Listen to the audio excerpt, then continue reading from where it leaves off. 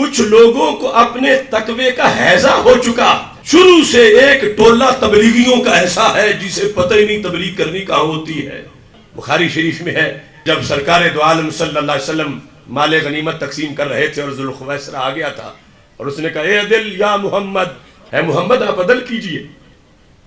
تو سرکار نے فرمایا من یعدل اذا لم اعدل، کمینے اگر عدل میں نے نہیں کیا تو کرے گا کون؟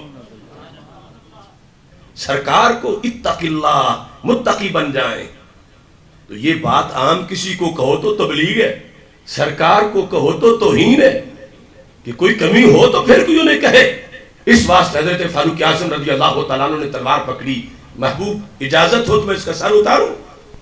حضرت خالد بن ولید نے پکڑی. دوسری حدیث میں ہے سرکار نے فرمایا یہ میری امت کی آزمائش ہے، اگر آج ہی ختم کر دو گے تو اگلوں کو آزمائش میں جہاد کا ثواب کیسے ملے گا؟ محلے محلے امت کی آزمائش انہی کی وجہ سے ہونی ہے.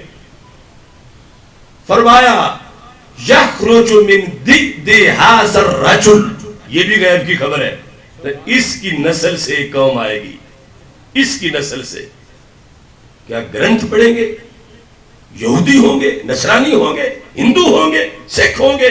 نہیں، یقرؤون القرآن، قرآن پڑھیں گے.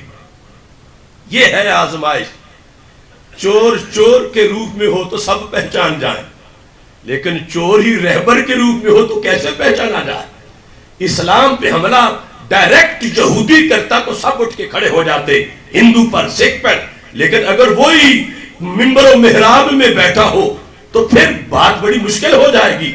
یقرؤون القرآن، اس کی نسل سے لوگ آئیں گے، پڑھیں گے قرآن. تو سوال پیدا ہو رہا تھا قرآن تو بڑی نور والی کتاب ہے، تو جب قرآن پڑھیں گے تو بڑے اچھے لوگ ہوں گے. سرکار نے فرمایا نہیں، ہر قرآن پڑھنے والا اچھا نہیں ہوتا. قرآن اچھا ہے، قرآن برحق ہے، مگر ہر پڑھنے والا حق پر نہیں ہے. یقرؤون القرآن، سرکار نے تلاوت قرآن کی دو قسمیں بنا دی. اگر آج کوئی مفتی صاحب بناتے تو ضرور اعتراض ہوتا کہ قرآن کی تلاوت کی تم دو قسمیں بنا رہے ہو. سرکار نے دو قسمیں بنا دی. فرمایا اس کی نسل سے جو آئیں گے یقرؤون القرآن ولا یجاوز حناجرہم، قرآن پڑھیں گے مگر حلق سے نیچے نہیں جائے گا. ایک ہے قسم تلاوت کی، اور دوسری قرآن پڑھتا ہے تو ہڈیوں اور خون میں نور شامل ہو جاتا ہے. سونا جنگل رات اندھیری چھائی بدلی کالی ہے، سونے والوں جاگتے رہنا چوروں کی رکھوالی ہے.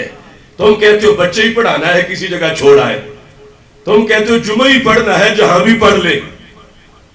اب دیکھو ہے قرآن کی تلاوت مگر حلق سے نیچے نہیں، تو کیا ان کو کچھ فائدہ بھی ہوگا تلاوت کا؟ تو میرے آقا صلی اللہ علیہ وسلم نے فرمایا صحابہ یحقر احدکم صلاتہ ما صلاتہم وصیامہ ما صیامہم وعملہ ما عملہم. ہم کس کھیت کی مولی ہیں؟ سرکار نے صحابہ کو کہا کہ یہ جو اس کی نسل سے نکلیں گے اتنا نمازوں کا پراپوگنڈا ہوگا ان کا، تم سمجھو گے کہ ہماری تو ان کے مقابلے میں تھوڑی ہے. مطلب نفل اتنے اور اتنا ڈنڈورا، روزے جتنے یہ رکھتے ہیں، جتنے یہ نیکی کے دین کے کام کر رہے ہیں، ہم تو اتنے کر ہی نہیں رہے. تو پھر محبوب اب یہ تو مسئلہ مزید سیریس ہو گیا کہ تو زمانہ پیچھے لگ جائے گا کہ یہ اللہ والے ہیں، بڑے خدا رسیدہ ہیں، بڑے اچھے اخلاق والے، نماز روزے والے، تو ان کا نتیجہ بھی بتا دو تاکہ دنیا بچ تو جائے ایسوں سے. تو میرے آقا علیہ السلام نے فرمایا یمرقون من الدین کما یمرق السهم من الرمیہ. یہ بخاری شریف ہے اور بار بار یہ حدیث آئی ہے. فرمایا نتیجہ یہ ہوگا کہ وہ دین سے یوں خالی دنیا سے نکل جائیں گے جس طرح شکار سے تیر اندر گھس کے خالی نکل جاتا ہے.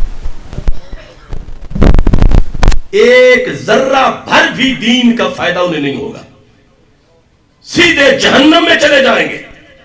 مثال کیا دی؟ تم ان کو یہ نہ سمجھنا یہ تو دین میں ڈوبے ہوئے لوگ ہیں، دین اوڑھنا بچھونا ہے، دین میں مستغرق ہیں. نہ وہ تیر بھی اندر پورا ہی گھس جاتا ہے، پورا گھس کے جب باہر نکلتا ہے نہ بوٹی اس کے ساتھ ہوتی ہے، کوئی چیز ساتھ لے کے نہیں نکل جاتا، خالی جاتا ہے۔ کچھ قرآن پڑھنے پڑھانے والے ساری زندگی پڑھا کے پڑھ کے مریں گے تو قرآن کا 1% بھی فائدہ ان کو نہیں ہوگا۔ تو اس واسطے میں بخاری سے بتا رہا ہوں